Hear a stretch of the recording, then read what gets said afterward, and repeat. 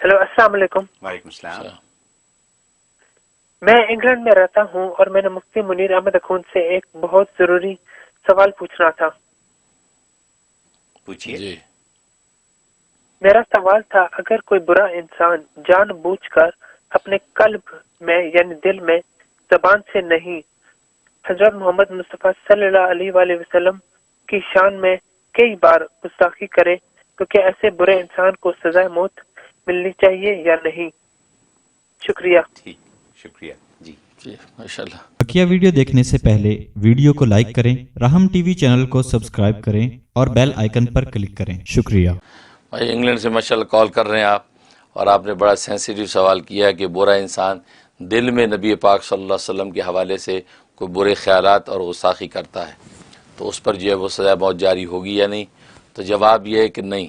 اس لیے کہ ظاہری جو سزائیں ہیں وہ ظاہری اعمال کے اوپر جو ہے وہ لاگو کی جاتی ہیں، کہ زبان سے اگر گستاخی کرے گا اب اس کے اوپر جو ہے سزا لاگو کی جائے گی، یا ظاہری عمل کے ساتھ گستاخی کرے گا تو ظاہری عمل کے ساتھ گستاخی کرے تو اس کو ظاہری سزا یعنی سزا موت وغیرہ دی جائے گی، یا جو بھی اس کا مقدمہ باقاعدہ چلے گا اور اس کو جو ہے عدالت کے اندر جو ہے کھڑا کیا جا سکتا ہے۔ لیکن دل کے اندر ہی اگر وہ نبی پاک صلی اللہ علیہ وسلم کے بارے میں برے خیالات لاتا ہے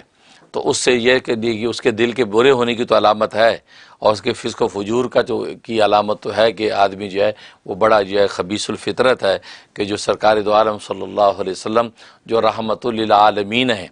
آج سارے جہانوں کے لیے رحمت ہے، اس جہان میں خود وہ بدبخت بھی شامل ہے، اس کی ذات کے لیے آپ کا وجود رحمت ہے، اور ان کے بارے میں ایسا خیال کرتا ہے سوچتا ہے دل میں، تو اس کی یہ اس حوالے سے تو وہ ایک برا شخص ہے، لیکن اس پہ ظاہری کوئی سزا لاگو نہیں کی جائے گی۔ ہاں یہ کہ اگر پتہ چلے کہ دل میں ایسی خیال لاتا ہے تو اس کی اصلاح کی کوشش کریں، اس کے دل کا تزکیہ کرنے کی کوشش کریں، یا خود وہ اصلاح چاہتا ہے تو اپنے دل کے تزکیے پر لا الہ الا اللہ محمد رسول اللہ کی ضرب دل پہ لگائے تو انشاءاللہ شیطان و نفس کے اس اغوا سے محفوظ رہے گا۔